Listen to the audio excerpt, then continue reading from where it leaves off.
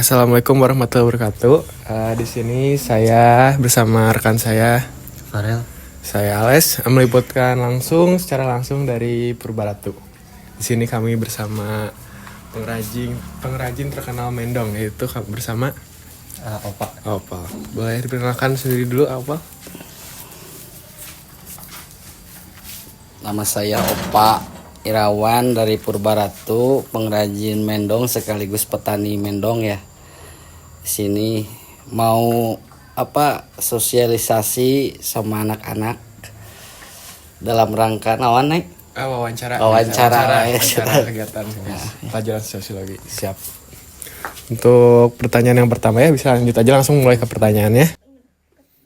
Pertanyaan pertama akan disampaikan oleh saya. Bagaimana sih sejarahnya mendong itu? Sejarahnya mendong itu dari zaman dahulu kala. Ini sasakala dari Purbaratu ya. Dari kerajaan dahulu kali. Jadi posisinya mendong itu kerajinan tradisional yang dibikin sama pengrajin-pengrajin dari Purbaratu. Ya inilah hasil karyanya seperti ini. Bisa dilihat, teman-teman. Ini tikar mendong. Tikarnya seperti gini. Dan ini bahannya mendongnya dari sana. Gitu.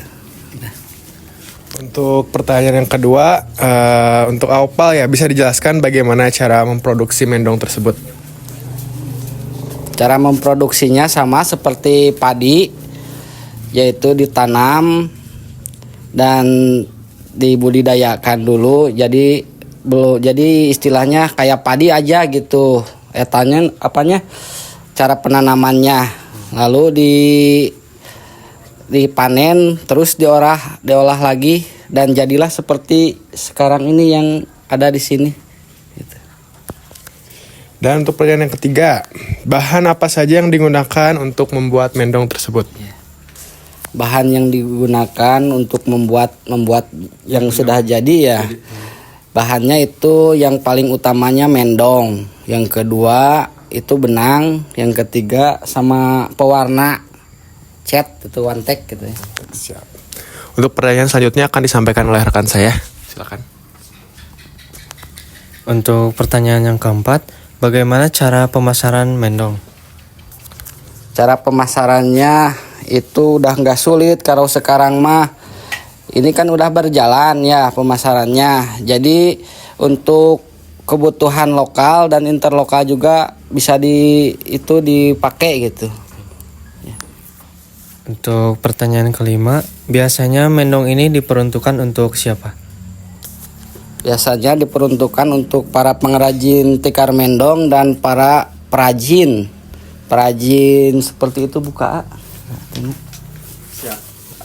Jadi rahasia kene tama, jadi ditutupan jangan keluar negeri. Untuk pertanyaan keenam, kegunaan mendong untuk apa saja? Kegunaannya untuk tikar mendong dan untuk kerajinan seperti yang tadi itu. Untuk pertanyaan selanjutnya bisa dilanjut sama yang lain.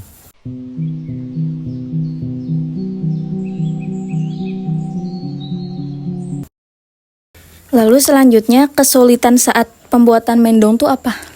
Kesulitannya dari mendong itu jikalau musim kemarau jadi gak bisa tanam.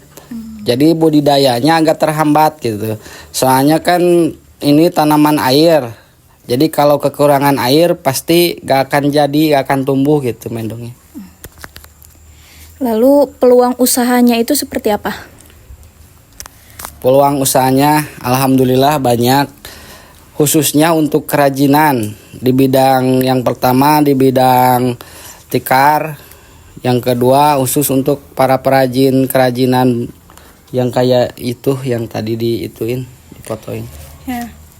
Kelebihan dan kekurangan produksi mendong. Kelebihannya ini dari mendong itu khususnya kan dari tikar ya, kelebihannya bisa dipakai untuk alas tidur. Itu untuk membantu meringankan. Kalau ada gejala sakit-sakit kan bisa jadikan bahan organik juga gitu. Untuk itu penawarnya gitu. Seberapa besar kesulitan dalam produksi mendong? Ya kesulitannya sama seperti tadi, dikala musim kemarau dan dikala lagi itu kebanjiran itu unggul.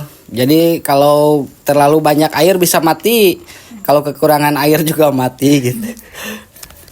Hal-hal yang perlu disiapkan saat akan menekuni usaha produksi mendong. Ya. Yang akan diusahakan untuk menekuninya, ya kita harus belajar untuk memahami situasi alam di sekitar. Misalnya kita itu kalau mau menekuninya harus benar-benar, jangan setengah-setengah lah, harus full gitu. Selanjutnya akan dilanjutkan oleh rekan saya selanjutnya.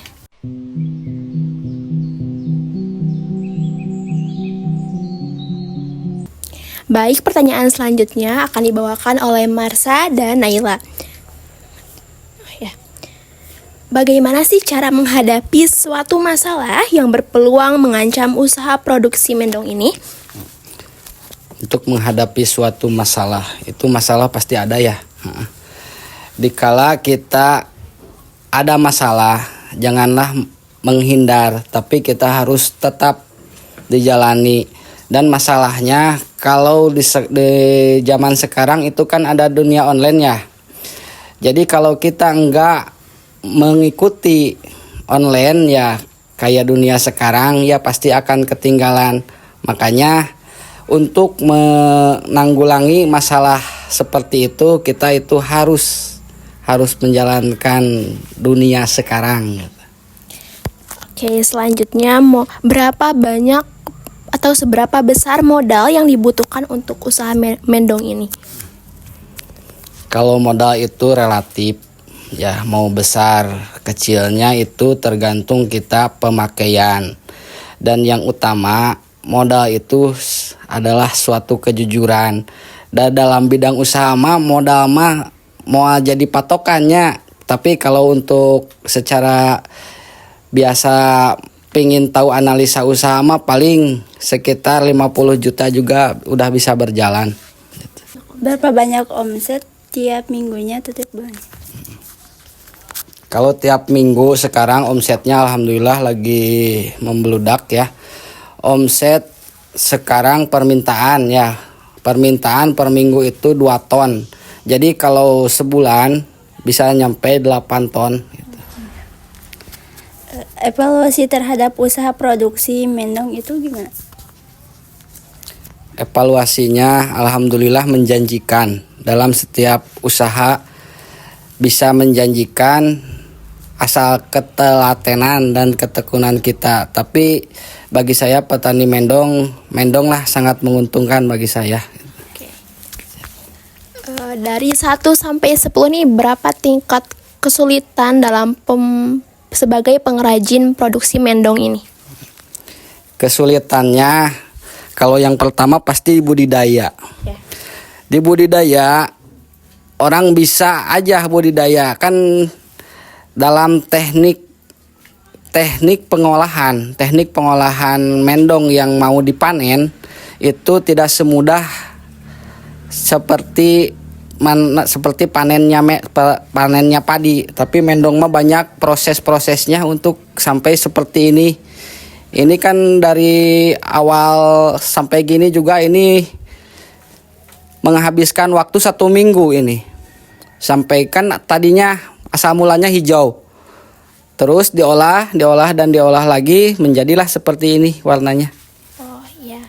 Baik, terima kasih sudah berkenan untuk menjawab banyak pertanyaannya dari kami. Sekian, mohon maaf bila ada kesalahan. Wassalamualaikum warahmatullahi wabarakatuh.